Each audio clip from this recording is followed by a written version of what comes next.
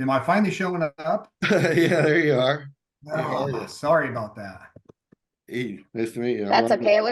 I swear they do an update all the time, so every time you have to get on, it requires you to redo everything, Yeah, it and I seems just like. thought maybe it's on my end, so I rebooted my router too. So I don't know if that was it or what, but Oh, man. Well, it's working now, so I guess we're good. good. Hey, so Can thanks y'all for hear coming. me okay? Yeah, I can hear you great. Okay, You hear good. me? Yes. Okay. All right. Well, thanks for coming on today, guys. If you want to take a quick second, we'll do like some intros if you want to, just get to know each other. Sure. All right. We already kind of talked for a little bit, but I can go over everything. My name's Alex Christensen. I'm the marketing manager here at Vantage Point. I've been here for about 2 years now, so new to bow hunting since working here. That's gotten me into it, so it's kind of part of the job, but it's been fun to learn and learn alongside the guys. They help me out a lot. So new bow hunter, but it's fun. I love it so far, and love working here. It's a great place to be, and we've got a great team. Yep. Awesome. Um, Brian Poe, I've actually been with Vantage Point for about 6 months. I was a field staff shooter slash member for I think about 3 years before that. So I used a product before I started working here, had great success with it, and then was offered a job, and here I am. So I'm the newer guy to the team, one of, Hmm. but great people at VPA with a lot of integrity and a great product. Yeah, it seems pretty awesome. And you guys are up in Indiana, so I heard? Yep, Fort Wayne, Indiana, so Northeast Indiana. We're actually a machine shop, so that's how we started out. So, Absolute Machining is our machine shop sister company. Hmm. They've been around for about 20 years now. Um, we machine for different industries, not just the outdoor industry, but one of our head machinists, Jeff Miller, who's still with us, wanted to make his own broadhead. He was a big traditional bow hunter, and Hmm. that's how VPA started. It was, passion for machining and passion for bow hunting. And he found the need for a better quality, fixed blade broadhead. So I think we started out with a 3 blade 150 grain was our first Hmm. model. And now we carry over 60 different broadheads between 2 blade, 3 blade, single bevel stuff. Hmm. So a little bit of everything, but that's kind of the background. So VPA has been around for, I believe he started in 2008, 2009, but really just the past couple years, we've started selling on our website and getting into archery shops. And Hmm. so really, even though we've kind of been around for a while, it's, we're still starting up, but growing like crazy. Yeah, that's awesome.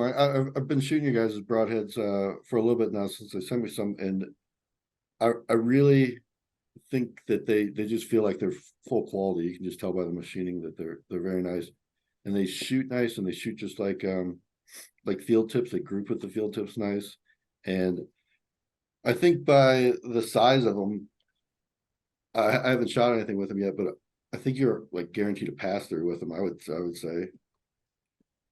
Have you've been hunting with them a lot, Brian? Yeah, yeah. It's funny you say that. I always say the worst thing about VPA heads is they're going to get dirty because they tend to blow through whatever you shoot, Yeah. which is a good problem to have. And then the Mhm. edge retention is just second to none. They're really tough heads, and uh, we just had really good luck with them. And that's everything from single bevel or Omega Mhm. and 3 blade. Me and my sons and son-in-law all shoot them, and just have nothing but positive to say. Mhm. We actually had a situation this past season where the shot was less than desirable. One of my sons put on a deer. The deer was quartering a little more and moved, Mhm. and it actually went through the back left ham. Mhm. But it penetrated so far that it reached up into the vitals. The deer went into his first bed, and then we recovered him. So Wow. I told him if you would have had a head that didn't penetrate as well, you probably would have lost that deer because the broadhead would have been stuck in the ham, Mhm. maybe penetrated just enough to hit, gut, and then the deer would have suffered and a lot longer, slower death. So Mhm. I'm a believer in getting in there nice and deep with that penetration and doing as much damage as possible. We owe it to the animal to Mhm. be ethical. Yeah, because there's two schools of thought, like two camps, like a big wound channel, and then there's pass through. And I think like from the stuff that I've just looked at, from like Shane Simpson and like doing dog tracking and stuff. I think that the number one thing that he came up with was if it was a pass through or not. That if as long as you are in some sort of vital area and you get a pass through, you're more likely to have the deer recovered. So to me, that's the most important part. Yeah, I look at it like this. It's like if I'm aiming for lung tissue, Mm-hmm. why would I want a big wound channel that only hits one lung? Right. I'd rather take two wound channels or one wound channel that goes deep enough, Mm-hmm. hits both lungs, whatever's on the other side, whatever's in front of it. Mm-hmm. And especially with a good fixed blade head that tends to pass through or get in deep, it Mm-hmm. does so much damage. And a lot of times the deer don't even know they've been hit, Mm-hmm. as Yeah. opposed to a real Mm-hmm. whack. I mean, we've seen it over and over where it's blown through deer and they've taken a few steps and just get wobbly and die, or maybe run off 20, 30 yards and don't know what happened. And Mm-hmm. I think that's big. Every 5, 6 seconds that whitetail's running away from you is 5 or 6 seconds of tracking you have to do, plus times their run speed. And I'm not interested in long tracking jobs. I've been there Yeah. and I'm done with It's funny you say that because I've been shooting fixed blade broadheads for a little while now, and the last 2 seasons I've had almost identical experiences where I shot the deer and it didn't do anything, and it just I know I hit it, and I'm like, did I hit that deer? Is it would like go back to eating, you know what I mean, and then walk off, and this happened 2 years in a row, and I'm like, I know I shot that deer, and I'm calling friends, and I'm like, I think I think I must have hit this thing back or something in the liver or something because it didn't react at all. And then I'll get down in a couple hours and I'll go track it, and it's 50 yards away, just laying dead in the first bed right there. So there is something to that sharpness of just zipping through them real quick. They just don't even know what happens. Absolutely. I'm a believer. Yeah. So which one do you like? Do you shoot the single bevel or the VP Omega, or which one are you guys rocking? Let you go ahead. What do you have on your arrow? So I did the 125 Omega this past season, and I think that's probably what I'll stick with. We'll see. I got to play around with my setup here soon and see if I can't bump up to a 150 maybe, but definitely the Omega. So I guess for people listening who maybe haven't seen that head before, it's our new single bevel head, but it's actually designed to lay flat on a sharpening stone, so you don't need a jig to sharpen it. So the ferrule is machined down to the same blade angle as the edge. So it just lays flat on your stone. So no jig required. Super easy to sharpen it back up and put in your quiver. So yeah, we launched those, I think, last July, and they've been our #1 seller since then. Because people love the single bevel heads, obviously for the penetration and the damage they cause. But the one drawback is that traditional single bevels can be a pain in the butt to sharpen. So yeah, we've been excited about that head, and that's the one I have on my arrow. So before we get into you, Brian, like that's something I wanted to talk about is that you guys have a really unique sharpening technique, right? That the way that it's designed. And so can you run me through the process of how you do it? I looked it over like real quick of just like how you're doing that, or like the things that somebody would need to be able to do it. Yeah, go ahead, Brian. You're more into sharpening than me, probably more experience. So I'm a sharpening nerd. I love doing it, whether it's Okay. 3 blade, single bevel, or whatever. I like doing it. So I'm kind of tasked with that for our whole crew. I end up doing it, which is fine. The Omega, the beautiful thing is the ferrule actually matches the angle of the blade. So just as the name implies, lay flat, I just have about an 8-inch piece of carbon shaft, and you just put it on a stone, sandpaper, whatever you're going to use, eventually maybe a strop. And we've used it circular, going away, pulling it back, different ways, and they all tend to work really nice. So this is actually a 200 grain, which is what I shoot, and it performed really, really well. Get a good close up there. You can take a look. So So your own having personal those technique, angle match is really nice. so your own personal technique, are you going from sandpaper to stone to strop, or are you just going sandpaper to strop, or? Yeah. Yeah, I use a couple different stones, 300 grit, 600 grit, and then I go to 1,000 and 2,000 grit sandpaper and then finish with a strop. Sometimes the strop isn't needed. If you can get that burr to break off the backside, sometimes it's not even necessary. And I've got the bald spot every September to prove it on my arm. Yeah. Yeah. So, and the beautiful thing is too, that the design of this, if you look on the backside, you can actually put a little micro bevel on the back as well. That angle on the ferrule matches also. So you can lay that maybe on a strop or really fine grit sandpaper and just pull it lightly to break that burr. Mm-hmm. And these things just get razor sharp. Mm-hmm. And it looks like it's got a pretty strong tip on there on the end of it. Yeah. Tonto tip. Mm-hmm. I mean, a proven penetrator.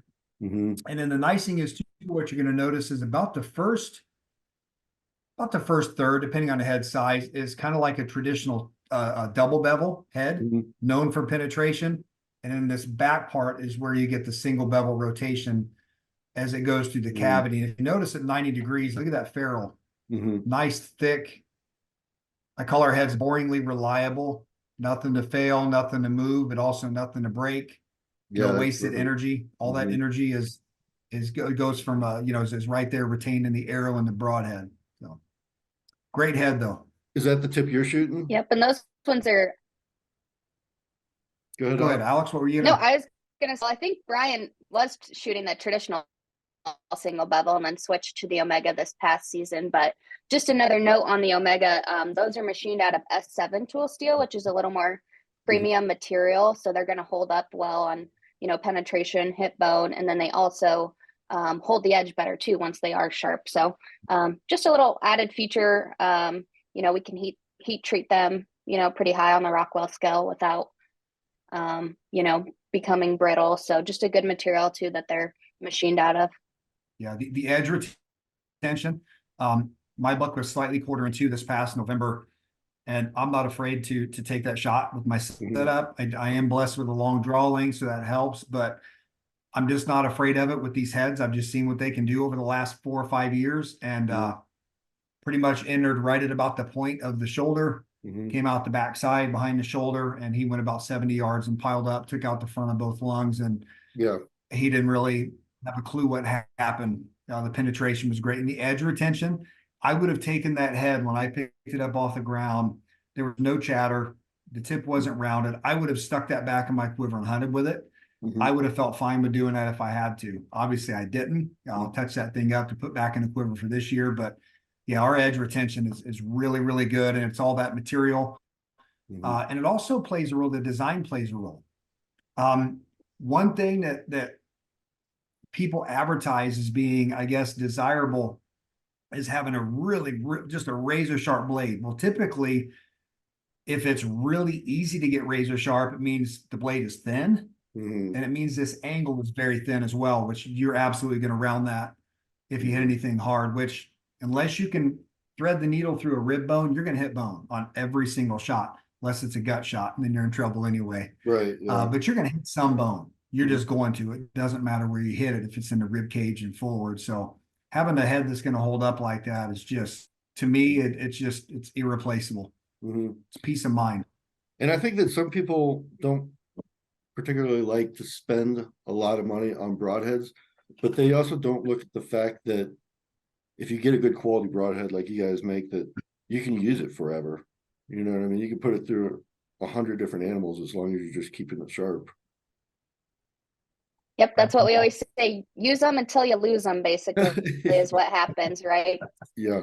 Yep. Yeah, yeah. Yep. And you know what? We believe in a product so much that under normal use, if you were to say blow through an animal and Mhm. you were to round the tip on that or mess up the edge where you couldn't touch it up and get that out, you send it back and we'll replace it. Oh, So we really? believe in the product much. Yeah. Yep. Oh, that, Yeah. Lifetime warranty. oh, that's Yeah. awesome. And it's all American Yeah. made, right? And when you call the shop with a problem, you're going to get somebody on the phone who's going to help you. If Mhm. you happen to get someone immediately who might not have the exact answer, they will get it for you and get back. Our customer service it's exceptional. We get a lot of compliments on that, which means a lot also. Man, that's awesome. So, Yeah. uh, one thing I was looking at on your website, I'm really interested in. I've never shot a turkey. with my bow, and I was thinking about trying it this year. And you guys make specifically a turkey broadhead. Can you talk about the design Yep. of that? There you go, Alex. Yeah, so I guess in simple terms, really, we've had that head around for several years now. Another design from our head engineer, Jeff Miller, who started VPA, but it's just designed to create drag and stick in the turkey versus a full pass through. Mhm. So they've become super popular, especially over the past couple years as we've gotten our name out there. You know, a lot of cool videos being submitted of people using the turkey spur, and we offer that one in 125 and 150 grain, so kind of covering the majority of people. I don't know if we'll look to maybe expand that into more grain weights. You know, we'll have to see, but yeah, super popular head, and I haven't had the chance to use that one yet, but I would like to. Hopefully, here this month, maybe we'll see. Yeah. The one head we make, we don't want to penetrate all the way through. Yeah. Well, that one and your small game one, right? Is is that small Yeah. game one? Is that pretty more for like traditional shooters, or can that be on a compound too? I've never Yeah, shot I don't small see game why with it a couldn't. bow. I don't see why it couldn't. A lot of people keep those in their quiver, compound shooters. I know they'll keep like their fifth or sixth arrow with that, and that's for possums or Hmm. squirrels or rabbits or whatever they see to and from Hmm. the stand or while they're on stand. If they get bored, Hmm. they can use those And trespassers, whatever. do you guys make do you guys make any vented broadheads? Yep. So we carry really 2 blade, 3 blade, 100 grain all the way up to 300 grain. And then we've got some solid, some vented models in there, some of the single bevel stuff like we touched on, double bevel, Mhm. and then obviously like your traditional 3 blade stuff. So we try to have a little bit of something for everyone is kind of what we pride ourselves on. So I think for the vented models, it's 100 up to 150 grain in the 3 blades, and then some 2 blade stuff as well. Yeah, I've never really shot a vented one, but I hear people say that they're easier to tune, but I don't know. Have you had any experience with that? Theoretically, yes. But I'm also a big believer in if you use quality material, have a quality machining process, your control of quality is good before it gets out the door. If that head spins true, um, if you have problems with a good quality head that meets all of that criteria that doesn't fly properly, Hmm. it's the operator or it's his bow or her bow.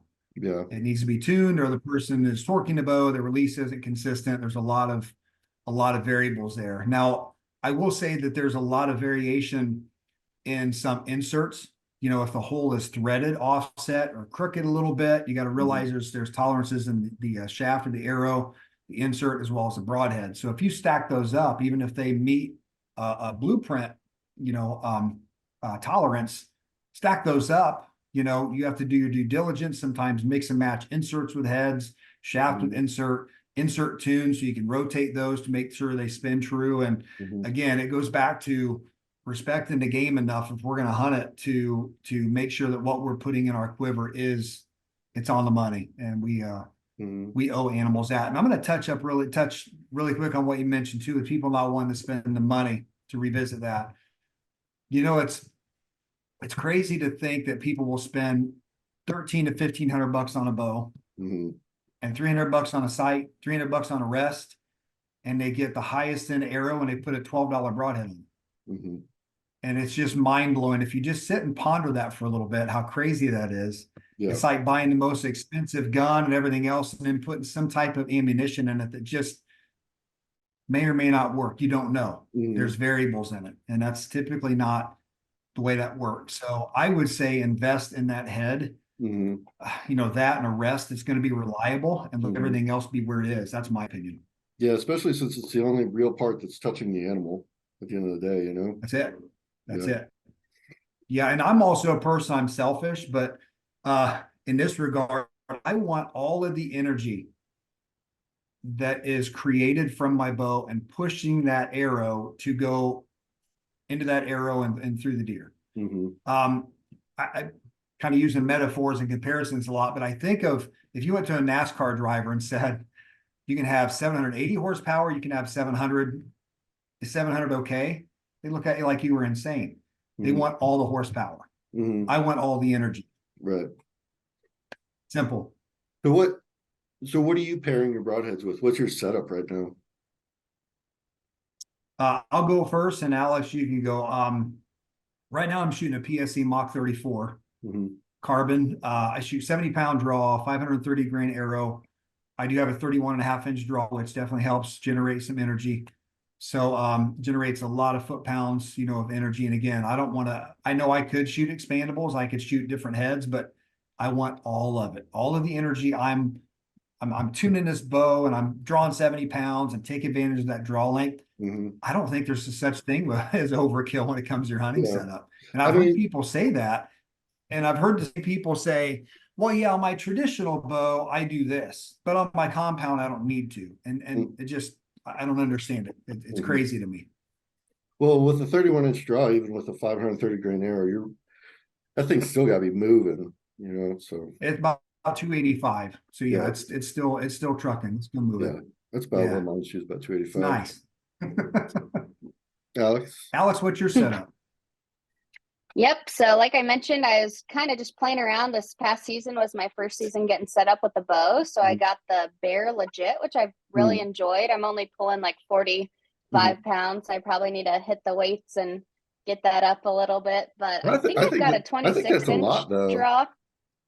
That's good. Yeah, Okay. I was trying. The first couple times when I haven't shot in a while, I'm like, man, I got noodle arms going on. I need to hit the gym a little bit more. But um yep, and like I mentioned too, I had the 125 grain Omega on the end of my arrow, and then I was shooting Black Eagle Outlaws, okay. I believe. So Mhm. yep, we'll see what I end up with this year. Need to get it out and start, getting stuff tuned in and see if I'm going to make any changes. But it's been fun to kind of learn and play around with stuff. We've got plenty of broadheads Mhm. to test around here, so it keeps us busy doing stuff. You guys got any 3D lanes up there, or 3D tournaments or anything in your area? We do. We have a lot. One of our customers, Bass and Bucks and Wabash, they do a lot of state shoots, regional shoots. Mhm. And then we have one coming up. Alex, I'll let you tell them about that one as well. This one draws people from 26 states and Canada, and it's in a small town here in northern Indiana. So, What's Alex, it you can called? fill them in on Yep. that one.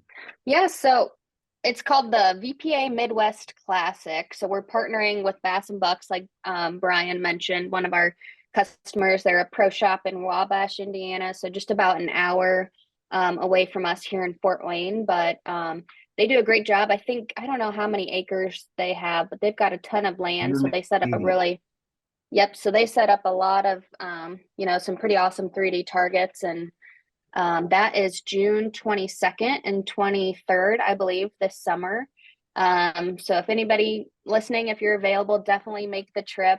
Check out our website or Facebook page for more info on that. But some pretty great prizes and pretty awesome people that show up and some pretty well-known shooters. So Mhm. it really does draw a crowd, and they do a great job hosting that event. And they asked us to kind of be a part of it this season with them. So we're excited. And registration just started today, and Oh, it closes really? on the Yep. closes on the 12th. Yep. So, yep. Okay. Yep. Those 3D things are becoming so popular, and it's such a great way to just stay shooting all year long, because I do know a lot of guys that are like, September rolls around and it's time to find the bow in the closet, It's like, I don't know how they do it, because That's I go like a week or off. two without shooting, and I'm like, geez, I suck, man. I was like, Yeah. I feel so rusty.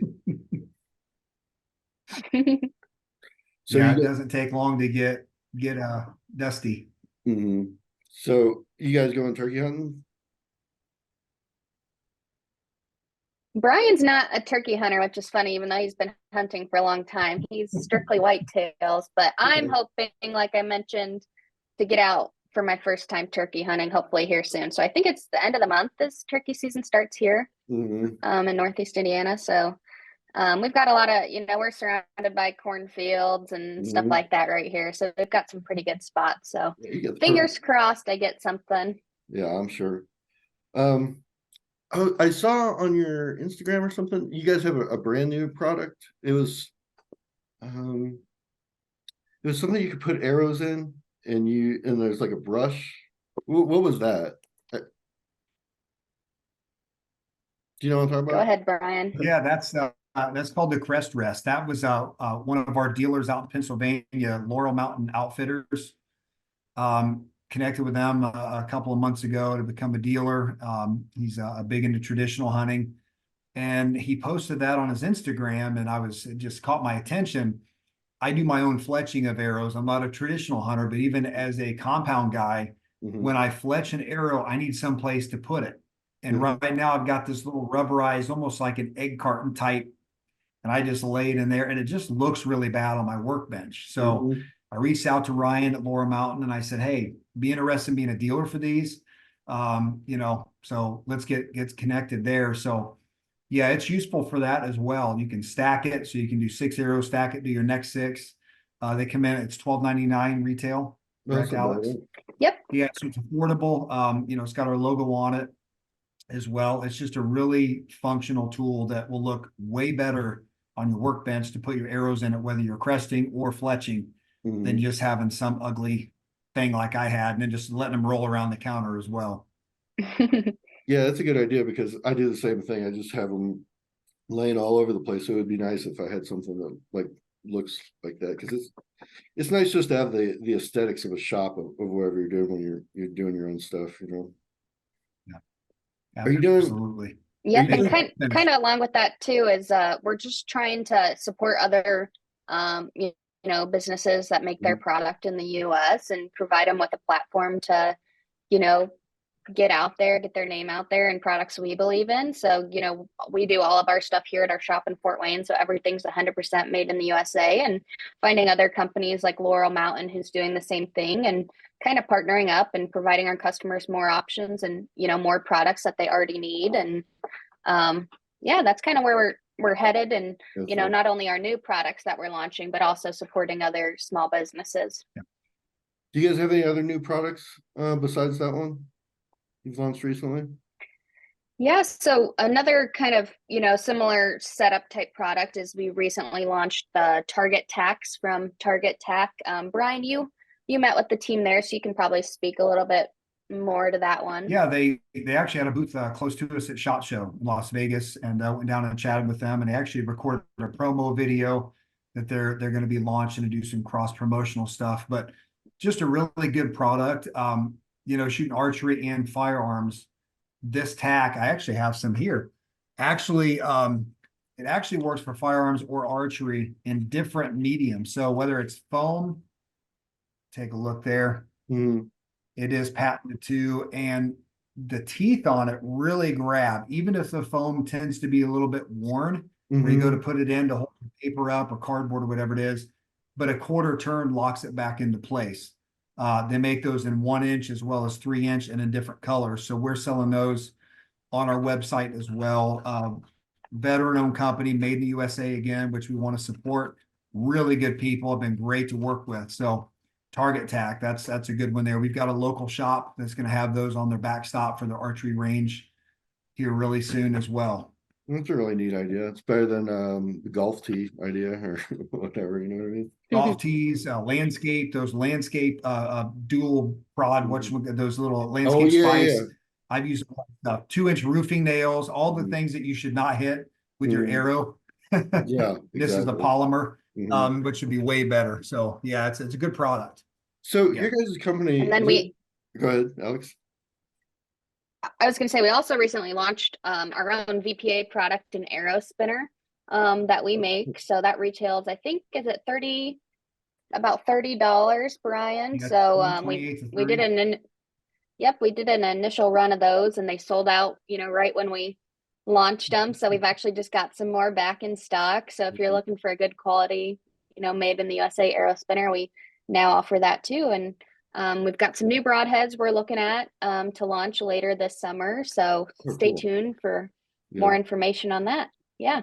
I think that kind of like the arrow spinner stuff you're talking about and stuff like that. I think that's gonna really get big. I don't know. It's either like the distance to a shop or like COVID happening, but like a combination of those two things. I know that like 3, 4 years ago, I dropped my bow out of a tree and like during the rut. And then I took it to the shop and they're like, oh yeah, I can get it back to you in like 2 weeks. And it's like the freaking season's Yep. over, you know what I mean?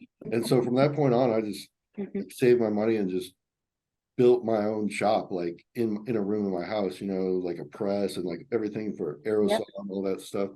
I think a lot of people are going that direction of doing it yourself because there's so much stuff and information on YouTube now that, you know, it's scary at first to think that you don't know what you're doing, but it's like easy to figure out after a few times, you know what I mean?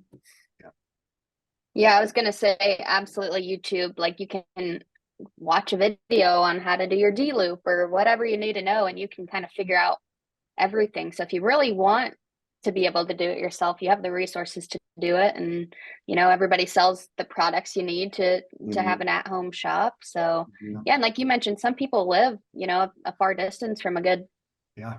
shop that Hours. they trust. And yeah, yep. Yeah, I'm also the person for the same reason I like to eliminate variables with my broadhead.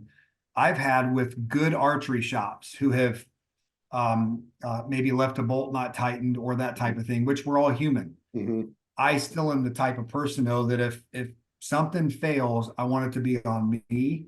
I mhm, didn't tighten a bolt, or I didn't tie this in correctly, or I didn't tune this. mhm, I torqued the bow, I took a bad shot, whatever it is, I want it to be me. I can look at and I can get better and improve from. I don't want any other excuses mhm. or any other things to blame or people. So Yeah, there are some good shops out there, yeah. really good shops. And Mhm, we're blessed. Bass and Bucks Burkholders is another one mhm, close by that I frequent, and they're really good shops. But 99% of the work I do on my bow, actually, in the last few years has been 100%, but almost everything I do, from limb swaps to everything, I like doing it too. It's a great yeah, hobby, and it's valuable. It's good stuff to know, because during the rut, if you can get your hand on a set of limbs or cams, if you damage your bow or strings, mm, if it's November 1st and you drop your bow or run over the truck or nick your string with a broadhead, I can bring it home and have that mm. thing back up and in service in a couple hours. Yeah, exactly. Yeah, it's just nice to Oh, be yeah. self-reliant like that.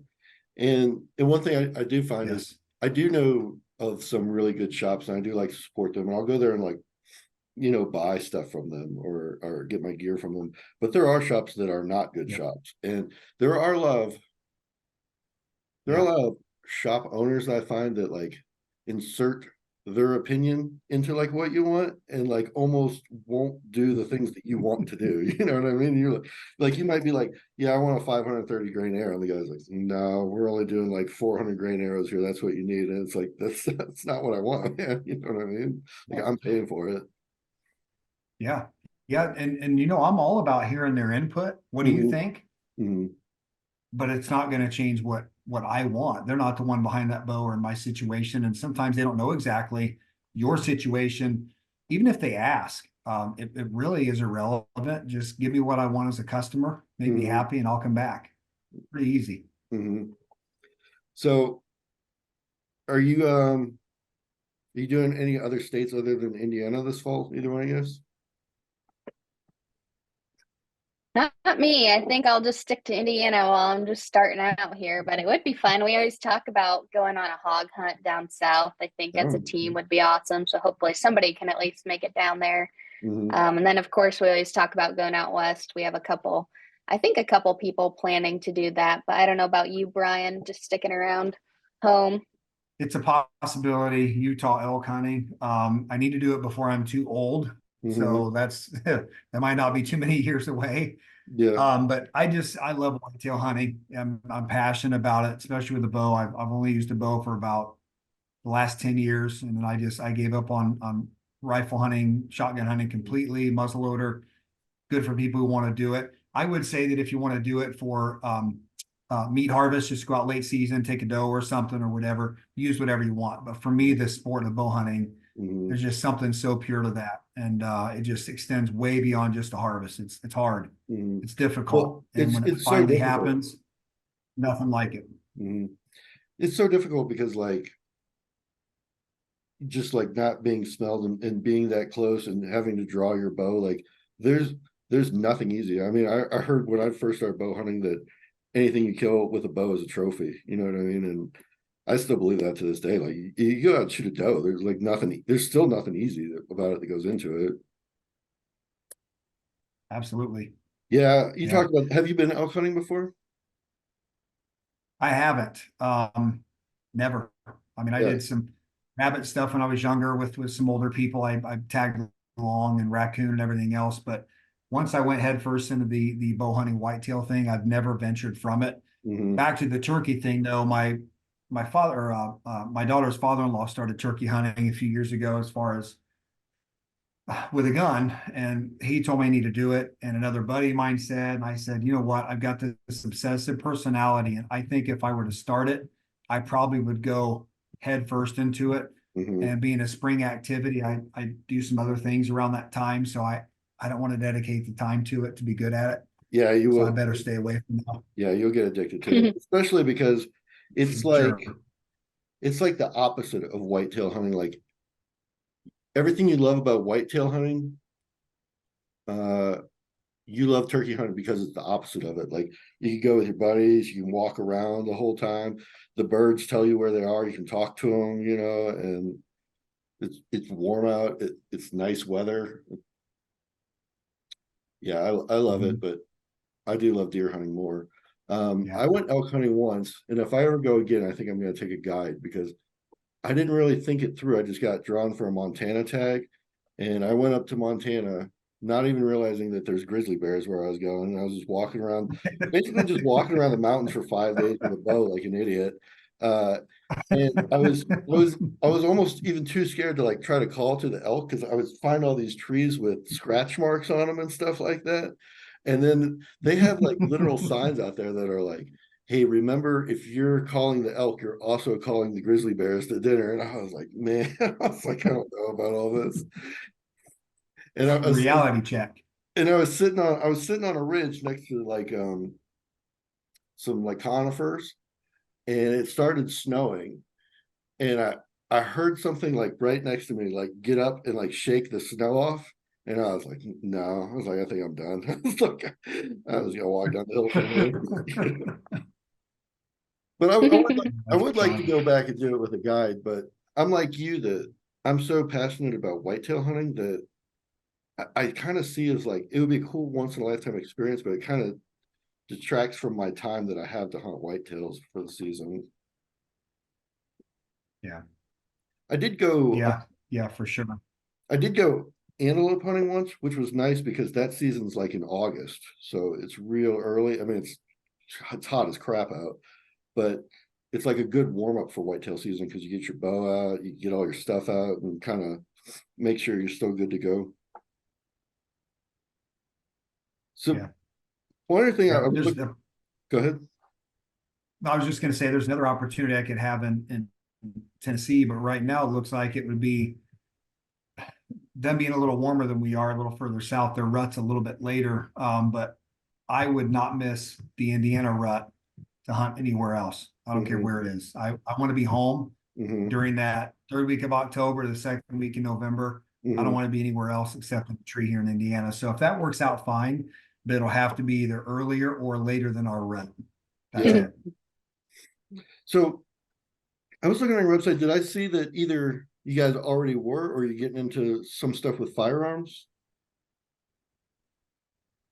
Yep. So, like I mentioned, we're a machine shop. So we've kind of been in that world for a little bit now, machining firearm parts for other companies. But we have a lot of passionate gun guys at the shop, just like we do archery guys. So, Mhm. just I think this past December is kind of when we really launched it. So we are starting out with some pistol compensators that are actually patent pending. So they mount directly to the rail or through a weapon light like a Surefire Mhm. X300, or right now we also have a Streamlight TLR7 sub model. Mhm. So no threaded barrel required. They MSRP for $150, so pretty affordable compared to others there on the market. And then 50 state legal too, since they don't require the threaded barrel. Okay. Do you guys shoot a Yep. lot? Yep. So Brian's kind of been our official tester. I think you're probably the biggest guy. You and Shaden, who helped design it, probably have been, putting a lot of rounds through it. We've also worked with a lot of the big YouTubers out there that do a lot of the testing. Some other third parties who do testing for us too. we definitely want to, make sure we're doing thorough testing and, spend enough time during the R&D stage before launching the product. So a lot of requests from customers to, make comps for a certain gun model and certain weapon light. So we're kind of trying to keep up as fast as we can. It's been pretty popular since it launched. So it's been fun to kind of enter, the firearm realm of things and not just, stay in the archery lane. So we went to SHOT Show, like Brian mentioned, and got some good exposure there. And we've got some new ideas we're working on too. So it'll be fun to see kind of, what we can launch this year. Yeah. And we actually have a couple of those models too, Ronnie. They've been the SIG P320 full size and compact with the M17 and M18. We've had those at Fort Moore in Georgia being unofficially tested by some U.S. Army personnel, some guys from their marksmanship team. And then they've got a couple of the Glock comps, and they're testing those at the 75th Ranger Regiment there at Fort. It's still Fort Moore, but it used to be Benning. But either way, it's all right there. So it's unofficial, but what we want to eventually do is, get a contract there with the Army and get those things in the holsters of a lot of soldiers. Oh, that'd be great. That'd be really awesome. Yeah. Yep. Okay. Well, I want to be cognizant of you guys' time. I think we're coming up on an hour here. You guys, anything in closing remarks or anything you want to talk about before I let you guys go, and you can let me know where people can find you and stuff. Alex, yeah. So I guess, just to wrap it up, like we mentioned, we've got that event coming up here in June, a big trail shoot in Indiana, Wabash, Indiana. So if you're available, definitely check that out on our Facebook page and website, and registration opens today. So that'll be a lot of fun. And then if you're looking for anything VPA and want to learn more, we're on all the social media channels, and then our website's vparchery.com. You can learn more about our broadheads there and kind of a little more about us as a company. But we make everything in-house, so it's all CNC machines, so super durable and American made, lifetime warranty. We take pride in taking care of our customers and keeping everything here in the US. So if you have questions, give us a call, and you'll be talking to one of us. Awesome. Yep. I would just say in closing, I always go back to this, that there's a lot of information out there. Like there's good archery shops and there's bad ones. There's also good information and bad information. So be careful who we get information from. Make sure it's a reliable source, somebody who has been there, done that, not a poser, not just somebody who's a social media influencer. My recommendation would be, if you want to tinker with your setup at all for hunting, don't go off the deep end, crazy fast and light or crazy heavy. Let's say you're happy with your arrow performance. Maybe your broadhead hasn't performed. Put a good fixed blade, durable, one-piece machine head, hopefully made in Fort Wayne, Indiana, on the end of your arrow. Don't worry about inserts. Don't worry about fletching, knocks, anything else. Start there. And then you can tinker either way you want to from that point. But just the broadhead, razor sharp, durable head makes a massive difference on consistency of penetration. And I believe in ethically harvesting animals a lot more effectively. So start there is what I would say. And then one more thing that reminds me of too, Brian, if you are, like most people right now, tinkering with your setup or getting ready to, we do offer a field point test kit on our website. Oh, cool. So it's, I think, $8 or $9, but you get a field point of each grain weight from 100 all the way up to 300. So you can throw the field point on the end of your arrow and get some shots in and see, what flies the best before, deciding on what broadhead you're going to purchase and shoot that season. And also a test pack, Alex. We do also, I forgot about that one. We have a broadhead test pack as well. So you get 3 different weights, 3 different types, whatever you choose, and you can test those things out as well. So is your 3-pack, is that like, do I pick which ones I get, or is it already set? Yep. So if you go to our website under the broadhead section there, it should just say custom test pack. And the price kind of varies a little bit depending on which ones you pick, but you could do a single bevel, you could do a 3-blade and a turkey spur, if you're just wanting to, see what you want to go with before, pulling the trigger on a 3-pack of one certain kind. So that's kind of a fun thing we added over the past couple months for people who like to, test around with them before committing. That's a very cool thing. And I don't know of anybody else doing that. So that's very cool. Okay. Well, I appreciate you guys' time Great today. I feature. appreciate you guys coming on. I'd like to check back in with you guys at the end of the season and see how your season goes and what updated products you said, because you said you're launching some new broadheads maybe in the summer or something.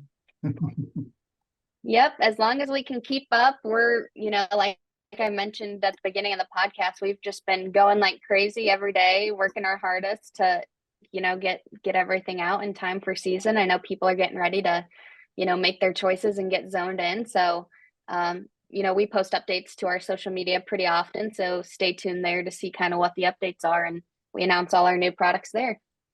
So yeah, let's definitely do it again. Meet back up in a few months and see what's new. Okay, good. All right. Well, thank you very much, guys. It was nice meeting you.